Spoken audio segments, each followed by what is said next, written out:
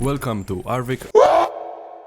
Today I want to talk about something that I found interesting for a really long time. Fictional internet creatures. They're all going to have a horror theme, so I can narrow it down a bit and not end up talking for 10 hours straight. For a little sneak peek, there will be SCP Foundation, murder drones, the Backrooms and analog horror in here. But first, I'll start with a popular one so I can get you guys going, and then I'll move on to the others that I actually love but rarely hear people talking about in real life. Back when I was in middle school, there was a popular scary game about Slenderman that my classmates used to play. I'm not sure if I tried it myself, but I definitely saw the gameplay and the vibe was really something.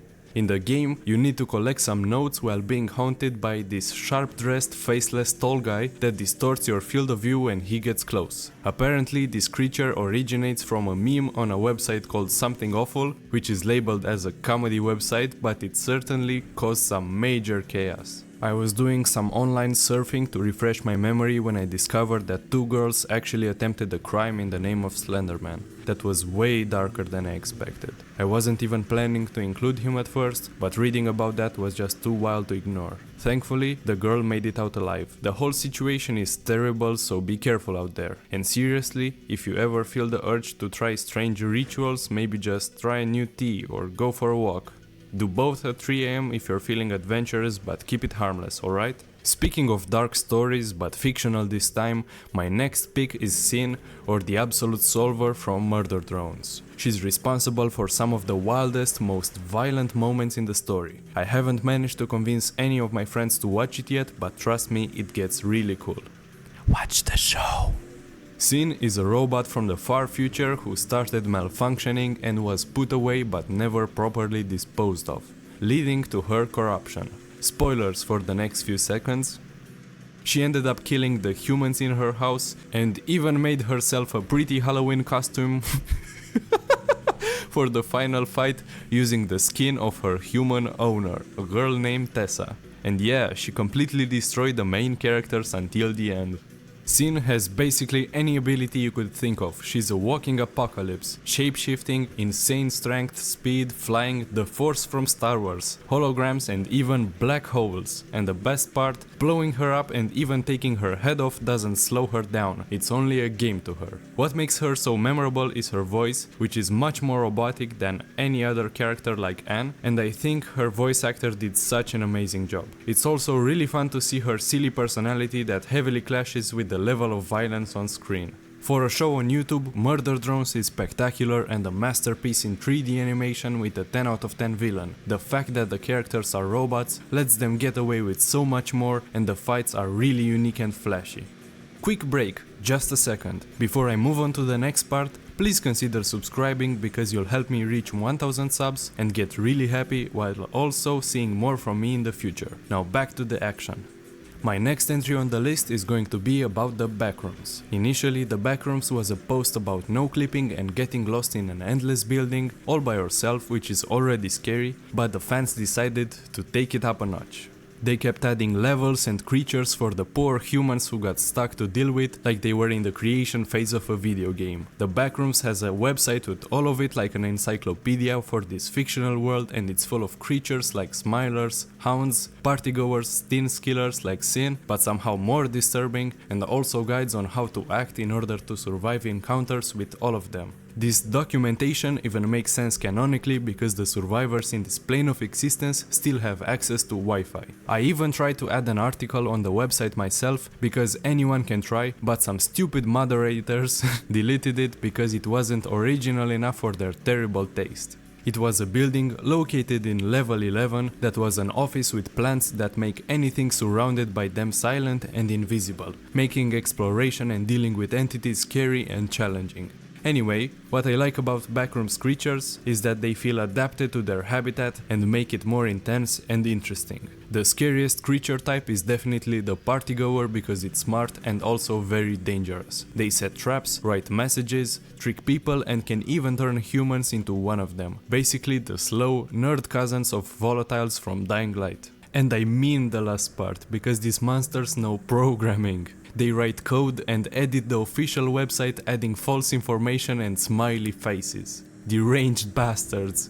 Never trust someone who writes code. I know I study computer science, but I use ChatGPT when I don't know something, so it's chill like that. But these party goers don't seem like but but these party goers don't seem like the type. I bet they don't even look up how to fix an error online. They just think or look for answers in a book. You can see it on their faces. They want to take you for their unpaid internship and they will never let you run away. Speaking of which, a really cool idea from the Backrooms is a level called Run for Your Life, where you have to run on a super long narrow corridor with red lights and obstacles in some versions while being chased by a horde of entities, and it also has a game on Steam. This also takes us perfectly to our next entry, the SCP Foundation, a massive creative project with thousands of creatures that have documents written about them in a scientific way. The SCP Foundation in the lore tries to capture anomalies, called SCPs, and keep them contained if possible. They range from objects with inexplicable abilities to immortal monsters and even multi-dimensional gods. The scientists try to do experiments to see how they can stop them and document what happens in the process. The Foundation has a seemingly endless supply of weapons, technology, and people who get sacrificed in the name of security, of the normal people who shouldn't have to deal with this chaos, and the dread the SCPs could bring. Some of my favorite SCPs include 001 When Day Breaks, the best horror I've read so far, SCP-682, and 3008. SCP-001 When Day Breaks is an event where the sun causes everything to melt into flesh monsters that want to drag the remaining survivors into the light.